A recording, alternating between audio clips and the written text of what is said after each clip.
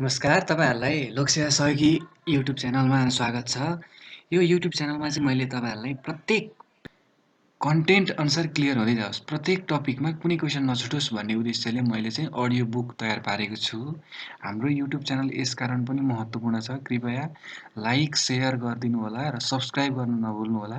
Subscribe गर्नुभएपछि तपाईँहरूले त्यहाँ मुनिको बटन देख्न सक्नुहुन्छ। सब्स्क्राइब बटनमा थिचिदिनु होला ताकि अर्को भिडियो हालेको नोटिफिकेसन आउँछ र तपाईँहरूले यो च्यानल मार्फत चाहिँ के जानकारी गराउँदछु भने तपाईँहरूलाई एभ्री विकमा अथवा मैले यहाँ भिडियोहरू हालिरहेको हुन्छु। त्यो भिडियो मार्फत चाहिँ हरेक ज्ञान तपाईँहरूलाई थाहा हुनेछ र यस्तो ज्ञान हुन्छ कि प्रत्येक टपिक जस्तो ब्रह्माण्ड पल्टाउनु हो, ब्रह्माण्डको सम्पूर्ण कुराहरू मैले अडियो बुकमा हालिदिएको हुन्छु।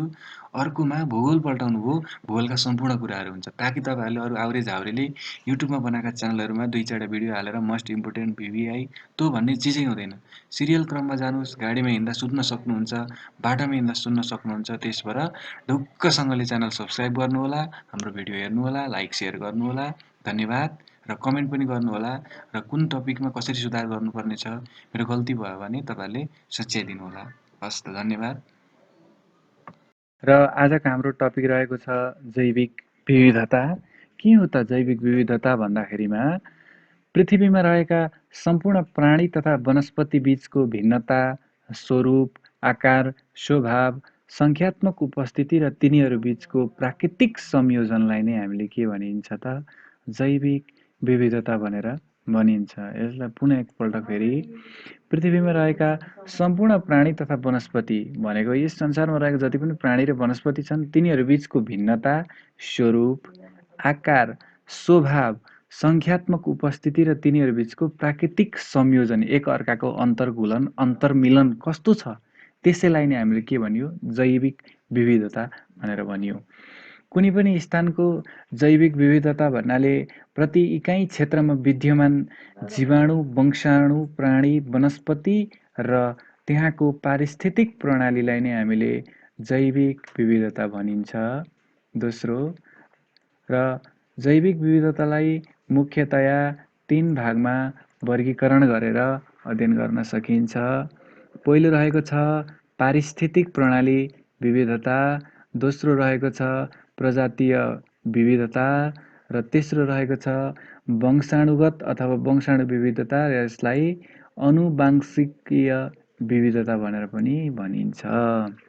पारिस्थितिक प्रणालीगत विविधता के हो त पारिस्थितिक प्रणालीगत विविधता भन्दाखेरिमा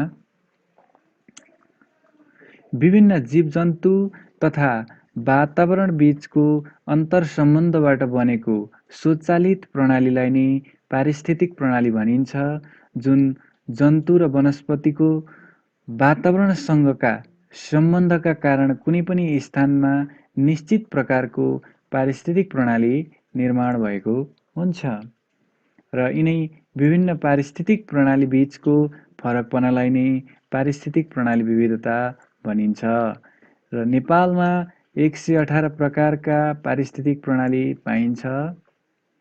र दोस्रो नम्बरमा रहेको छ प्रजातीय विविधता र एक आपसमा प्रजनन गरी सन्तानको निरन्तरता दिन सक्ने जीवलाई एउटै प्रजाति मानिन्छ र प्रजाति बीचमा हुने फरकपना एवं भिन्नतालाई नै प्रजातिगत विविधता भनिन्छ र एक प्रकारका वनस्पति तथा जनावरहरू अर्कोभन्दा भिन्न हुनु नै प्रजातिगत विविधता हो।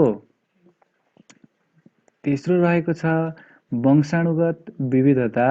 आमा बाबुबाट जीवको पैतृक गुण सन्ततिमा सार्ने सूक्ष्म तत्त्वलाई नै वंशाणु भनिन्छ। प्रजाति एवं उपप्रजाति भित्रका सम्पूर्ण वंशाणुहरूको समूह किसिम तथा फरकपनालाई वंशाणुगत विविधता भनिन्छ। र जैविक विविधताको महत्त्व र आवश्यकता त के छ त जैविक विविधताको महत्त्व र आवश्यकता भन्दा पहिलो नम्बरमा रहेको छ कृषिजन्य उत्पादन बढाउन, दोस्रो रहेको छ पशुजन्य उत्पादन वृद्धि गर्न, तेस्रो रहेको छ वंशाणुमा सुधार ल्याउन, भू-जलाधार संरक्षण गर्न, अर्को रहेको छ प्राकृतिक सौन्दर्यता कायम राख्न, पर्यापर्यटन मार्फत के गर्न? आर्थिक विकास गर्न। अर्को छ पारिस्थितिक प्रणाली सन्तुलन राख्न, अध्ययन अनुसन्धान र मनोरञ्जन गर्नको लागि। यति गर्नको लागि चाहिँ के रहेको छ त भन्दाखेरि जैव विविधताको के रहेको छ? महत्त्व रहेको छ। यहाँसम्म हाम्रो क्लियर छ सबै? र अध्ययन अनुसन्धान र मनोरञ्जन गर्नको लागि भनिहाल्यो।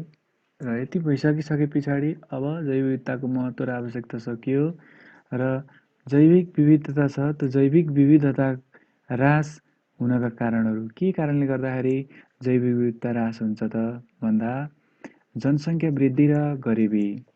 पहिलो कारण रहेको छ जनसङ्ख्या वृद्धि भयो र गरिबी बढो भने पनि के हुन्छ? जैविक विविधता ह्रास हुन्छ। वासस्थान खण्डीकरण र विनाश। जुन जैविक विविधता पाइने स्थान छ ती स्थानहरूको वासस्थान चाहिँ के हुन गयो? विखण्डीकरण हुन गयो, खण्ड खण्ड छुट्टियो र विनाश भयो भने पनि विभिन्न कारणले विनाश भयो भने पनि त्यसको के हुन्छ त? असर पर्छ। अर्को छ वन सम्पदाको अत्याधिक उपयोग। वन सम्पदाको अत्याधिक उपयोग भयो भने पनि के हुन्छ त हाम्रो भन्दाखेरिमा जैविक विविधता ह्रास हुन आउँछ। अर्को छ चोरी सिकारी, प्राकृतिक स्रोतको तीव्र दोहन, रासायनिक मल तथा कीटनाशक विषादीको अत्याधिक प्रयोग, वातावरण प्रदूषण, हरितगृह ग्यासको उत्सर्जन वृद्धि, जलवायु परिवर्तन र यस्ता कारणहरूबाट नि के हुन सक्छ? हाम्रो वातावरणमा के हुन सक्छ? ह्रास हुन सक्छ र जैविक विविधता पनि के हुन सक्छ? ह्रास हुन्छ। यी माथि हामीले भनेको कुराहरू जति छन् यी भए के को? जैविक विविधता ह्रास हुनका कारणहरू। अब त्यही जैविक विविधता संरक्षणको उपायहरू के छन् त? के कारणले गर्दाखेरिमा जैविक विविधतालाई के गर्न सकिन्छ? हामीले संरक्षण गर्न सकिन्छ त भनेर भन्दाखेरि एउटा छ जनचेतना वृद्धि। जनचेतनालाई अभिवृद्धि गरेर पनि हामीले जैव विविधता संरक्षण गर्न सकिन्छ। संरक्षित क्षेत्रहरू छन्, ती संरक्षित क्षेत्रहरू जस्तै अन्य क्षेत्रहरू स्थापना गरेर हामीले जैव विविधताको संरक्षण गर्न सकियो। अर्को छ जिन बैङ्कको स्थापना र जिन बैङ्कको स्थापना गरेर पनि गर्न सकिन्छ। वृक्षारोपण मार्फत गर्न सकिन्छ। दिगो संरक्षण, वृक्षारोपण र दिगो संरक्षण। वृक्षारोपण भएपछि आफै दिगो संरक्षण हुन्छ र दिगो संरक्षण भएपछि जैविक विविधताको नि के हुन्छ? संरक्षण हुन्छ। अर्को छ हाम्रो चोरी सिकारी नियन्त्रण। चोरी सिकारी नियन्त्रण मार्फत पनि जैविक विविधताको के हुन सक्छ? संरक्षण हुन सक्छ। जनसङ्ख्या व्यवस्थापनमा जोड र जनसङ्ख्या व्यवस्थापनलाई हामीले जोड दिने हो भने पनि के हुन सक्छ? जैविक विविधता संरक्षण हुन सक्छ। अर्को छ रासायनिक मल र कीटनाशक विषादीको उपयोगमा कटौती। भनेको जति पनि रासायनिक मल छन्, कीटनाशक विषादी औषधिहरू छन्, तिनको हामीले गर्ने उपयोगमा चाहिँ के गर्नु पर्यो? कटौती गर्न सक्यो भने पनि के हुन्छ? जैविक विविधतामा के हुन्छ? संरक्षण हुन्छ। जलवायु परिवर्तन न्यूनीकरण तथा अनुकूलन। जलवायु परिवर्तन न्यूनीकरण तथा अनुकूलन हुन सक्यौँ भने पनि के हुन सक्छ? जैव विविधता संरक्षण हुन्छ।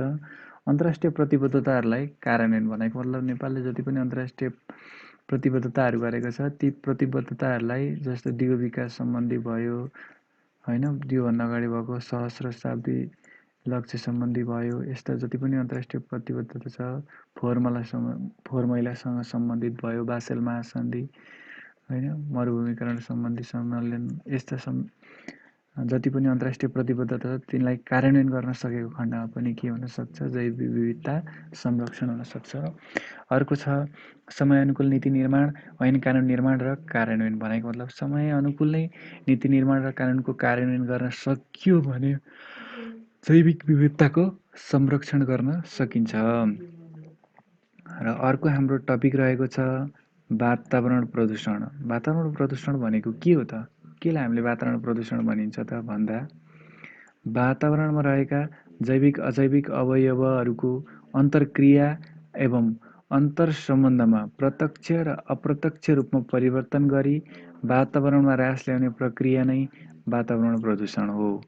फेरि पुनः एकपटक वातावरण प्रदूषण भनेको के हो त भन्दाखेरिमा वातावरणमा रहेका जैविक तथा अजैविक अवयवहरूको अन्तर्क्रिया एवं अन्तर सम्बन्धमा प्रत्यक्ष र अप्रत्यक्ष रूपमा परिवर्तन गरी वातावरणमा ह्रास ल्याउने प्रक्रिया नै वातावरण प्रदूषण हो। र यही कुरालाई नेपालको वातावरण र संरक्षण ऐन 2053 को अनुसार प्रदूषण भन्नाले वातावरणमा रहेका प्रत्यक्ष र अप्रत्यक्ष रूपले परिवर्तन गरी उल्लेखनीय ह्रास ल्याउने, क्षति पुर्याउने, हानि नोक्सानी गर्ने र वातावरणको लाभदायी उपयोग प्रयोजनमा हानि नोक्सानी पुर्याउने क्रियाकलाप। सिम्पली भाषामा भन्दाखेरि वातावरणमा हानि नोक्सानी पुर्याउने क्रियाकलाप जुन चाहिँ प्रत्यक्ष पनि हुनसक्छ, अप्रत्यक्ष रूपमा पनि हुनसक्छ। यसैलाई नै हामीले के भन्यो? वातावरण प्रदूषण भनियो। जुन चाहिँ के हुनसक्छ? मानवीय पनि हुनसक्छ, अमानवीय पनि हुनसक्छ, जस्तो पनि हुनसक्छ। यो के हो? वातावरण प्रदूषण हो। र प्रदूषणका कारणहरू के कारणले गर्दाखेरि चाहिँ प्रदूषण हुन्छ? प्रदूषण कसरी हुन्छ त भन्दाखेरिमा वायु प्रदूषण, जल प्रदूषण, भू प्रदूषण, ध्वनि प्रदूषण, खाद्य प्रदूषण, औद्योगिक प्रदूषण र विकिरण प्रदूषण यस्ता छन् प्रदूषणका कारणहरू। यसलाई सिरियल नै भन्दा वायु, जल, भू, ध्वनि, खाद्य, औद्योगिक र विकिरण पछाडिको प्रदूषण एउटै छ। यो यति चाहिँ के छ? हाम्रो एउटै छ। प्रदूषणका कारणहरू हामीले बुझ्यो। वायु, जल, भू, ध्वनि, खाद्य, औद्योगिक र विकिरण पछाडि सबैको प्रदूषण। प्रदूषणका कारणहरू सकिए।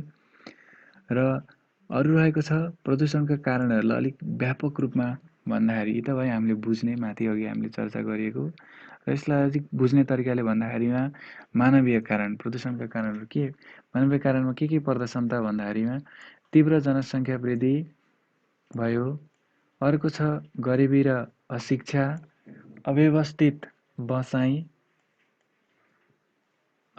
बसाइसराईको कारणले गर्दाखेरि पनि वातावरणमा के हुनसक्छ? प्रदूषण हुन्छ। होइन, एक ठाउँको मान्छे अर्को ठाउँ जाने, जनसङ्ख्या बढ्ने। अर्को छ अव्यवस्थित औद्योगिकरण, जताभावी औद्योगिक कल कारखाना धन्दाहरूको विकास हुँदा पनि वातावरणमा प्रदूषण हुन्छ। बढ्दो सहरीकरण, सहरीकरण बढे सँगसँगै फोहोर मैला पनि व्यवस्थापन हुन गाह्रो हुन्छ र के हुन्छ? अत्याधिक धेरै वातावरण प्रदूषण हुन्छ। फोहोर मैलाको उचित व्यवस्थापन हुन नसक्नु, फोहोर मैला जताभावी भएर उचित व्यवस्थापन जस्तो हामीले काठमाडौँ उपत्यकामा देख्न सक्छौँ त्यस्तो भयो भने पनि वातावरण प्रदूषण हुन्छ। र विषादीको उपयोगमा वृद्धि, कीटनाशक विषादी विभिन्न किसिमका जस्तो अहिले फौजी किरा मार्नको लागि भयो होइन, यस्ता विषादीहरू उपयोगमा वृद्धिको कारणले गर्दा पनि वातावरण प्रदूषण हुन्छ। बढ्दो सवारी साधन, अत्याधिक सङ्ख्यामा सवारी साधन हामीले बाहिर बाटामा देख्न सक्छौँ। त्यस्तो अत्याधिक सङ्ख्यामा सवारी साधनहरूको वृद्धिको कारणले गर्दा पनि के हुनसक्छ? वातावरण प्रदूषण हुन्छ। मेन कुरा भनेको यिनै भए। र अरू छ वनजङ्गल विनाश, वनजङ्गल विनाशको कारणले पनि वातावरण प्रदूषण हुन्छ।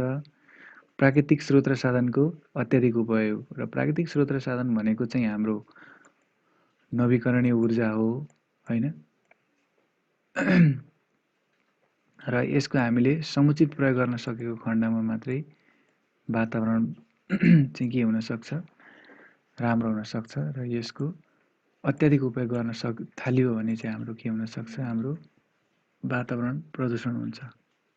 यसको कारणले गर्दाखेरि पनि पानी पर्दैन।